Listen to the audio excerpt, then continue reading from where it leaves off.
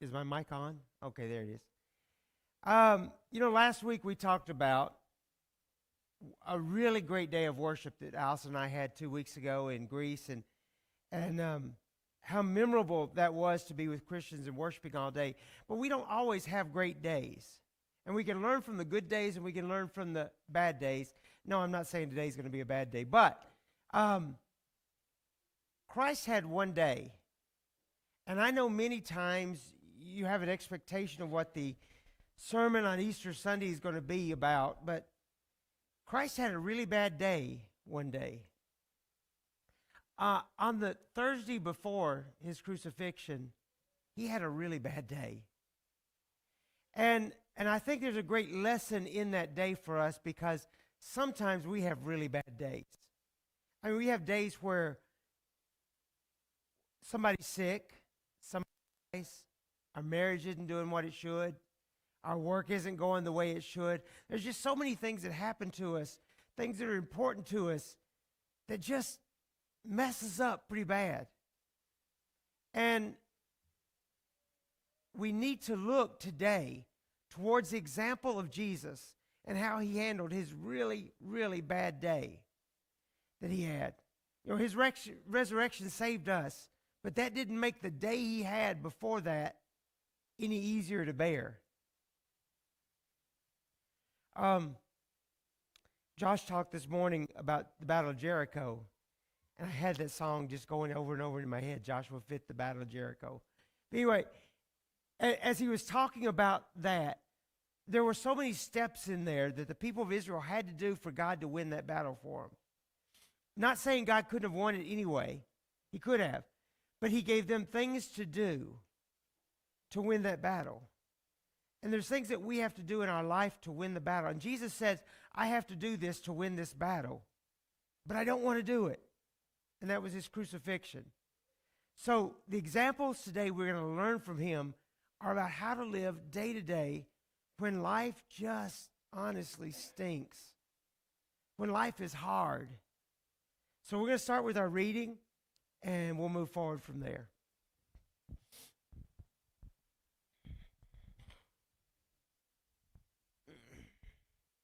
Good morning. Today we'll be reading Matthew 26, verses 36 through 50. That's Matthew chapter 26, verses 36 through 50.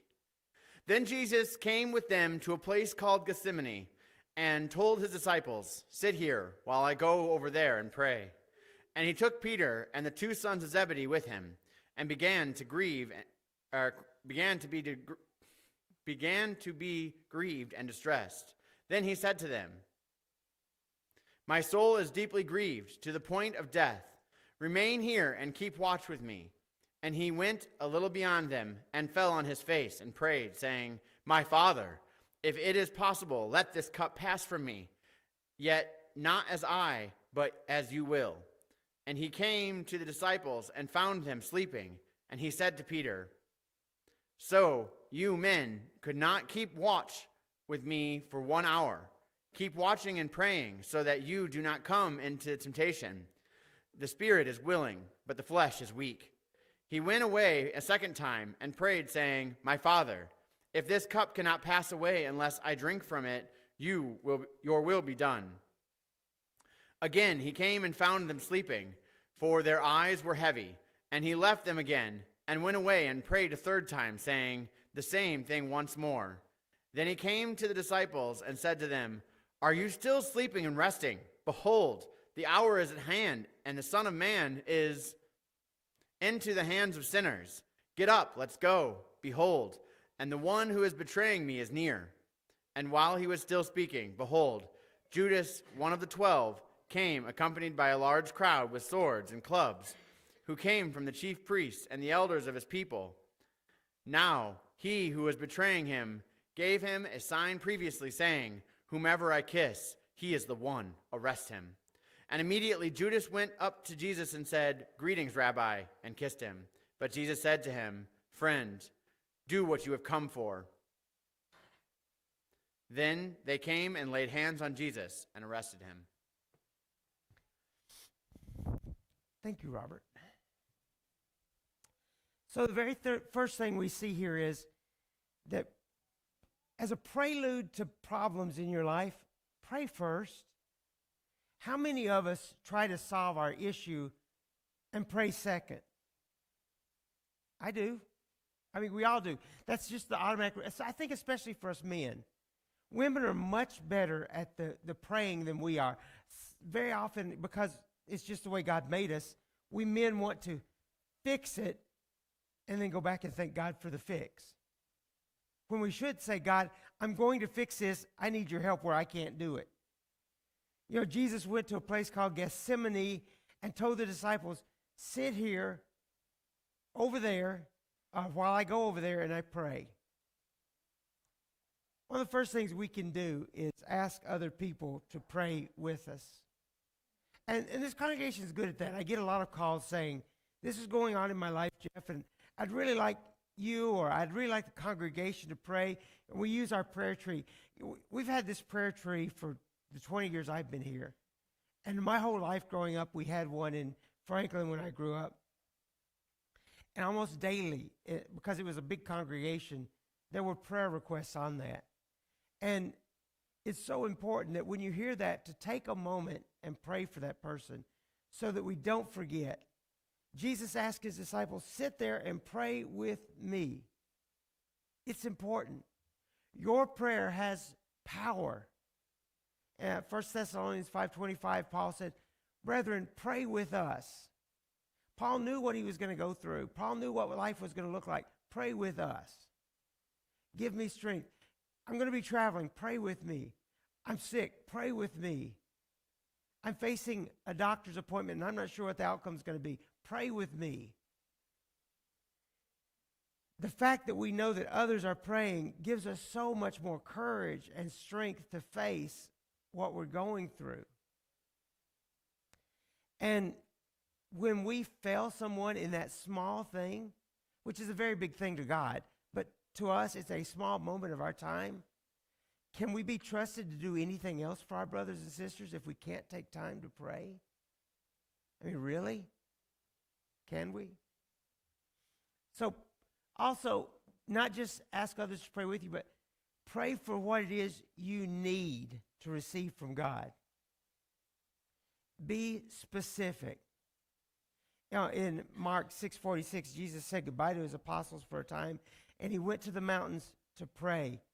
In chapter 11 of Mark, he said, therefore I say to you, all things for which you pray and ask, believe that you have received them. Be specific in your prayer life. Don't be afraid to ask God for what it is you need and what you want. You know, we'll get to the other part of that sentence here in a minute, but don't be afraid to say, God, I want this. I need this. If you have cancer, don't be afraid to say, God, heal me, please. If you're having trouble in your marriage, don't be afraid before you go to a counselor to say, God, help me heal my marriage, please. God, help my children see you and turn to you in their lives. Be specific in your prayer life. I think way too often, and even on our trip, as I said, we had a chance to pray over a guy who, in our trip, had just found out he had cancer, and we all gathered up in a circle, and we laid hands on him and each other, and we prayed, and yet somebody, whoever led the prayer, still put in that clause, but, you know, if you will, to heal him. God's going to do what God's going to do anyway. I don't need to give him permission to not heal a person. There are reasons God doesn't heal us at times. So I just need to say, God, this is what I want. God knows I'll accept whatever he puts on me. But ask him. And yes, there's a time and a place to say, God, we'll see in a minute. Nevertheless, not my will but thine. But I'm just saying, when you pray, pray with confidence. Don't let that be an out for you to say, but you're probably not going to. That's what we're really saying sometimes. You're probably not going to do it, so that's okay too, God. Be definite in your prayers. As I look out over you, there's a myriad of prayer requests right now in your hearts. I know that. You know that. Go to God. this is what I want. I have several things in my life that I'm praying for constantly. This is what I want you to do for me, God. This is what I need you to do for me, God. And I know there are those that is not practical for God to do for various reasons, but I still tell him what I want. And when we're having these struggles in our life, take a friend on the journey with you.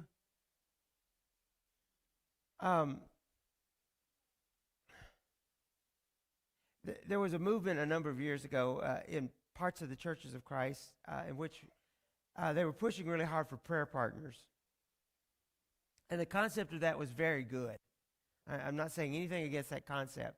The idea was you had a personal friend within the church body that you confessed everything to, and the two of you would pray with and for each other.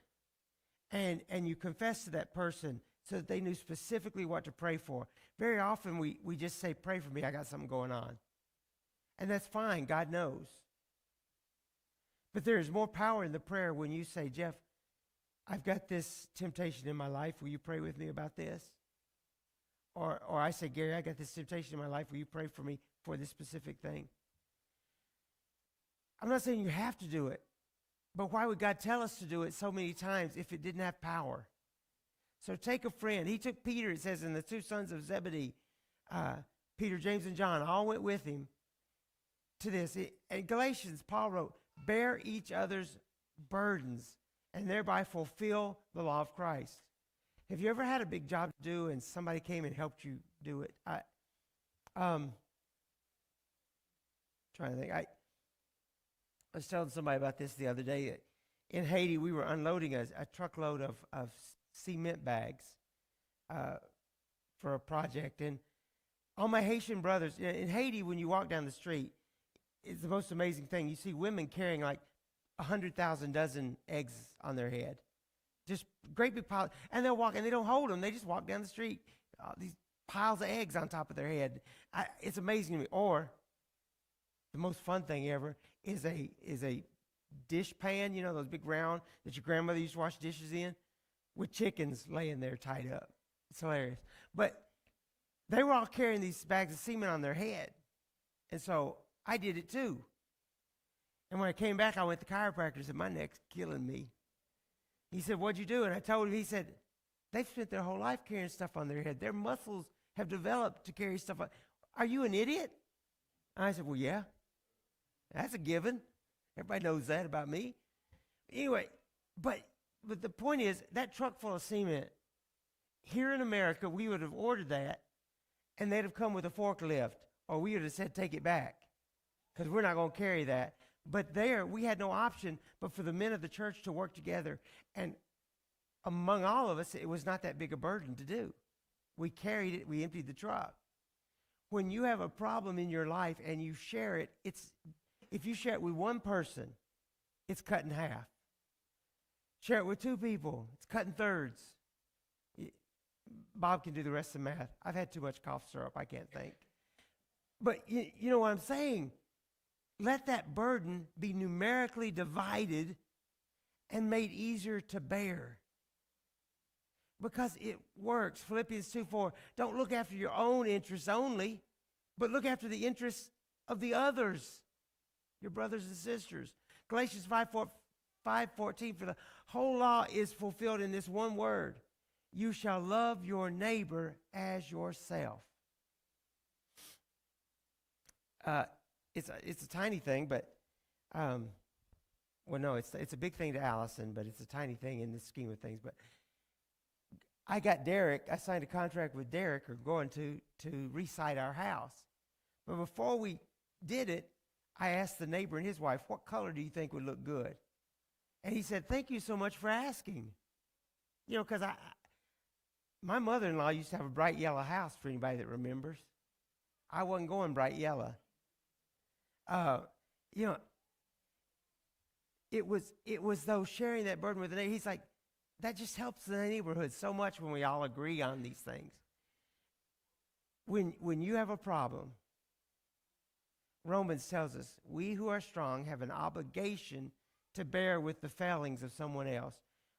You need to lift and carry the burden of someone else around you, not to judge them. This doesn't work if you're judgmental. If someone comes to you and says, this is my problem, and you go, oh, ooh, I'm telling mama, right? It doesn't work. But if you say, man, I know how you're feeling, and you go together in prayer, and then you ask them later on, privately, how are you doing with that? I'm still praying for it. Tell me when it gets better for you. Also notice, and this had to be so hard for our Jesus, because he comes back the first time and they've all taken a nap. Now, I'm used to it. I'm a preacher. I see it all the time. But Jesus comes down from the mountain, or back from that little rise, and they're all sitting there asleep. Can you not imagine the pain in his voice when he said, could you not stay awake for just a minute? See, here's the thing. They don't feel his anguish yet. They don't get it. They're not being hard-hearted to his pain. They don't understand yet what's about to happen. But Jesus feels it. When someone comes to you and they've got tears in their eyes and they say, I have this burden I'm carrying, take it serious. Just because it doesn't hurt you doesn't mean it's not killing them. Maybe you went through the same thing. Maybe you had a little cancer scare. I had the doctor several years ago say, Jeff, you've got this precancer in your throat. It scared me to death. And he said, no, it may not ever amount to anything. And it hasn't. But that moment, that C word is terrible, isn't it? It scares us all to death. And so I was afraid. When someone comes to you and they say this, and you say, oh, yeah, I had that. It's no big deal. That's what we guys do to each other, and it's really cold. Bruce came to me and said, I got to have surgery. It's nothing. Get over it. Go back and do chores the next day. You'll be fine. You know, we need to bear that, because my ability to bear a pain, my ability to bear a hurt, my ability to bear a worry may not be at the same level of yours. I may be better, or I may not be as good. I need to feel your level of pain and react with your level of pain and pray with your level of need, okay? That's when we are in sync with each other. It's one of the hardest things when you first get married, isn't it? To learn to react in sync with your partner. Because you're different people in the beginning. God makes us one in marriage, but it doesn't happen right away. I think it takes about 50 years. We're working on it the whole time. We get better at it, men. But it takes a while. But you know, in the first, you do something and they say, I can't believe you said that. You hurt my feelings. Be a preacher and have your wife sitting in the back and you make fun of her in the pulpit. And then you get that lecture on the way home.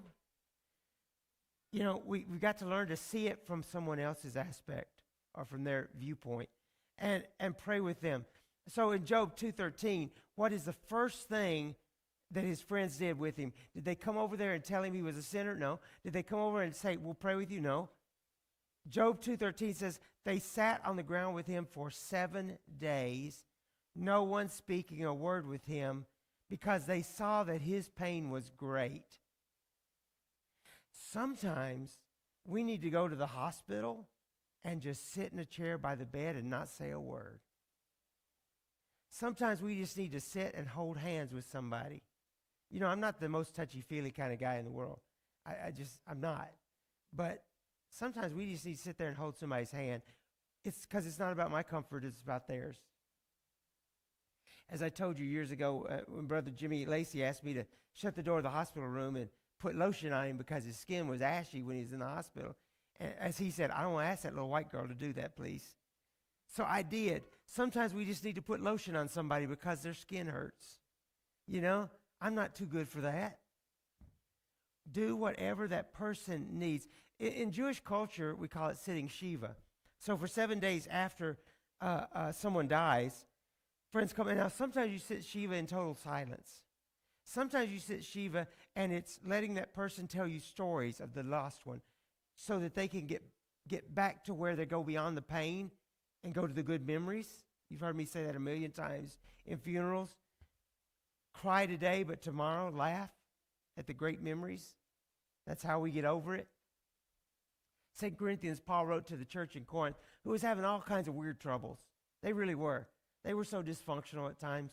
But he wrote to them and says, listen, God who comforts us in all of our troubles can comfort those who are in trouble.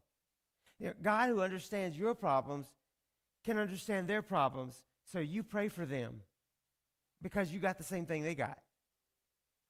It's called a different thing, but it's the same problem. The Bible tells us that over and over again. All sins are the same.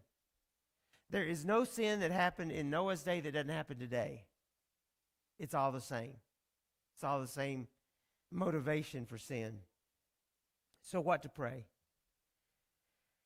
Well, in Matthew 26, it says, Jesus went a little ways beyond them and laid down on his face. If you remember, I told you the story about my dad. And he didn't tell me this until later. But I got into a bad relationship in college. I met a Christian girl at a Christian college, and that's supposed to be the recipe for perfection, but it wasn't. She was flawed. She really was. But she was flawed, and my parents saw it, but I didn't, because I was in the midst of this new relationship, and I thought I was in love. And afterwards, when we did break up, and remember, this is the girl whose father told me, run away. She's crazy. She's just like her mama. So I did. If a daddy tells you that, run away.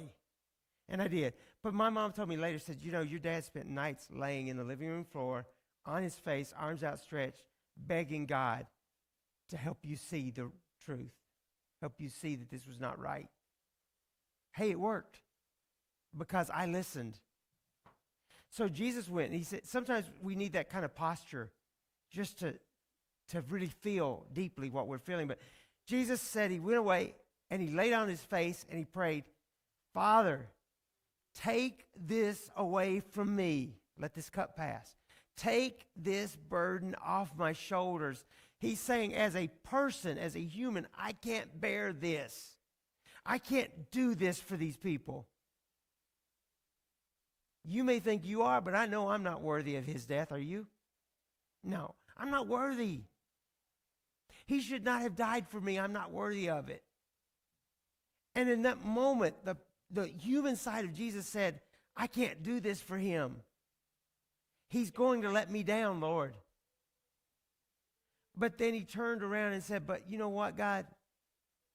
I'll do what you want me to do. I will. Excuse me. We hear this a lot in the military, but a hero is not someone who is born brave. A hero is someone who does what has to be done in the moment. And I've worked with some really great heroes, and I worked with, at one point it was crazy, I worked with 3 Medal of Honor winners at Fort Sheridan here in Chicago. And one of them was a Native American guy who was a medic, and I've probably told you this story, but he was a conscientious objector. He did not believe in bearing arms against anyone else. And so he became a medic, so he didn't have to carry a gun. Did not make him less brave, because they got pinned down in Vietnam by sniper fire. Their vehicle overturned because of a landmine. And there were a number of his friends were on the other side of the road, pinned down, and were getting shot. He made 15 trips across that road in fire, dragging people back behind the safety of the Jeep. He was shot like 8 or 10 times, but he kept going. See, he was not a coward because he didn't want to fight. And he was not brave because he was born brave. It's because he did what had to be done in the moment. Jesus says, I will do what has to be done. The question is, will you do what has to be done in the moment? Will you be there for a friend in need? Will you be there for yourself? Again, go back to Josh's class this morning. If Jericho had not walked, if the children of Israel had not walked around Jericho the prescribed number of times in silence, they would have lost the battle. If Jericho had not walked around breaking the clay pots and screaming the way God told them to, they would have lost the battle. Had they not advanced on Jericho the way God told them to, they would have lost the battle. Had they not climbed up and over the fallen walls like God told them to, they would have lost the battle. And when they got to Ai, because they didn't do what God said, they lost the battle. It's as simple as that. Do what you are called to do by God in the moment you're called to do it. Don't be afraid. God's got you. So look, the steps Jesus went through. He was deeply grieved. He fell on his face, but he said, if it's possible. God, I'm suffering in this moment from this. And I'm begging you with all of my heart, if it's possible, Lord, will you do this for me? But then that all-important next step is, nevertheless. It's not what you want, but what I want. Again, he said, let this cup pass. Say what you want to say. Say what you need to say. Say what you hope for. But then, nevertheless, accept what God has in store for you and your family.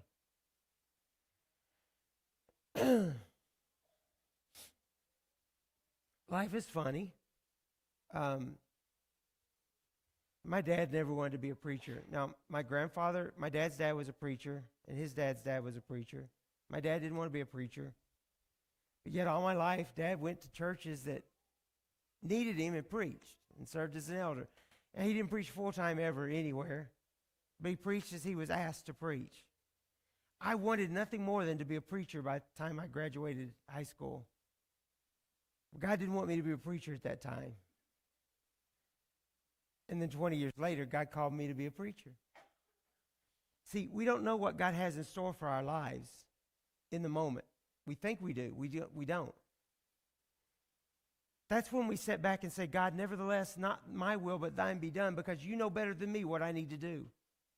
You know better than me how I need to handle this. You know better than me what it's going to take to further your kingdom. So if you feel called upon to speak to someone that maybe you've not spoken to before, just do it. If you feel called upon to put yourself out there for a person at work maybe that's struggling and everyone else doesn't like them for whatever reason, just do it. Don't be afraid. Because God's on your side. And when you take the step to do in faith what you're being called to do, you never know how that's going to end up. Now, I'm not going to kid you. You might feel called to do something and it was not the right thing and you're going to get smacked down. It'll happen. You know, somebody slams the door in your face, whatever. But if you never take the chance, you'll never reach any soul for Christ. If you don't take that step, that leap of faith, if you don't do it. So what do you do, though, when those friends fall asleep and they let you down? You know, Jesus went back to them the third time. He had asked them the second time, keep watching and praying so that you do not fall into temptation.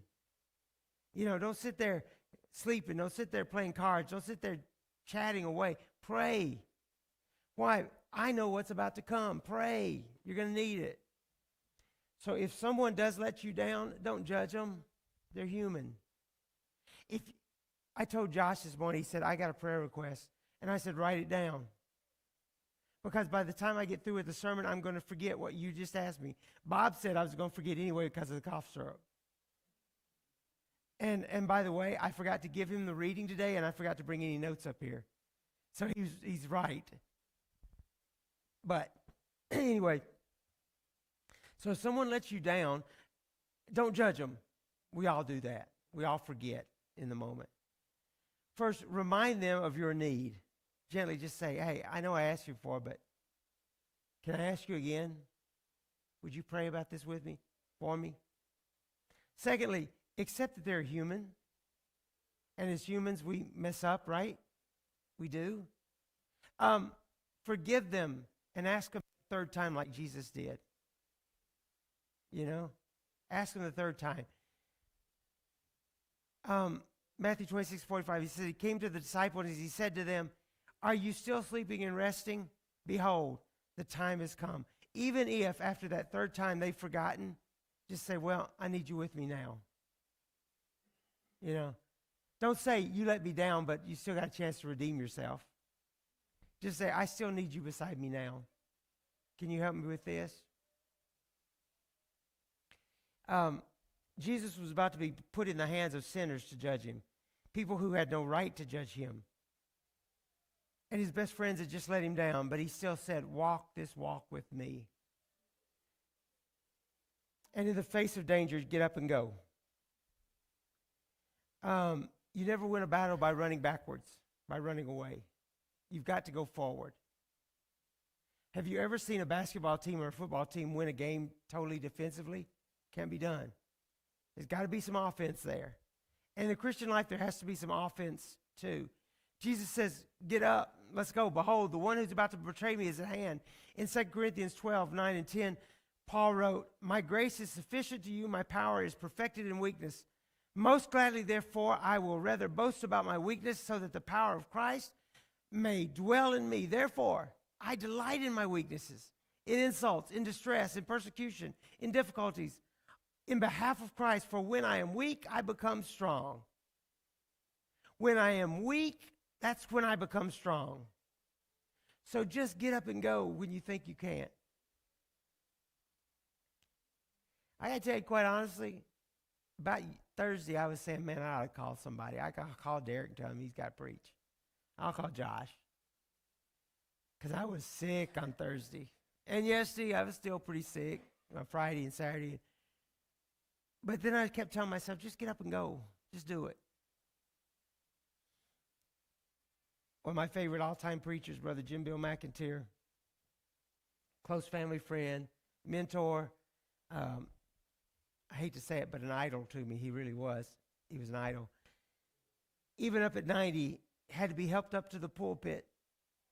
Would lay his cane, hook it over the edge of the pulpit, and then would walk around shaking his hands and stomping his feet and talking to everybody. And then he would be so stove up by the time he was done, he'd have to be helped back down off the stairs. Because he would just get up and go in the face of arthritis and 90 years of age and do what he had to do. He just totally put everything else out of his mind. Preach God's word, and he loved it that much. And then lastly, Jesus says, friend, you just go ahead and do what you've come to do. He says that to Judas. Because in the long run, all this is taking place, Jesus said, Matthew 25, so that the scripture of the prophets will be fulfilled. In the long run, you and I are here to serve the will of God, so that God's will be done. I guarantee you it is your will, or it is God's will, for you to save your children and grandchildren through Jesus. It is God's will for you to reach out to your friends and neighbors and coworkers. It's God's will. It's God's will for you to be a light in our community, standing up for truth and right, a beacon, not a judgmental person, a beacon of morality and love and compassion. That's what God wants us to do. So today, you didn't get the resurrection story maybe you thought you would get today, but instead you got the story of the Savior who died because he loved you, even when he didn't want to. And that's our Jesus. Today, if you have needs, today, if you're ready to walk that walk with him, we give you an opportunity to come while together we stand and while we sing.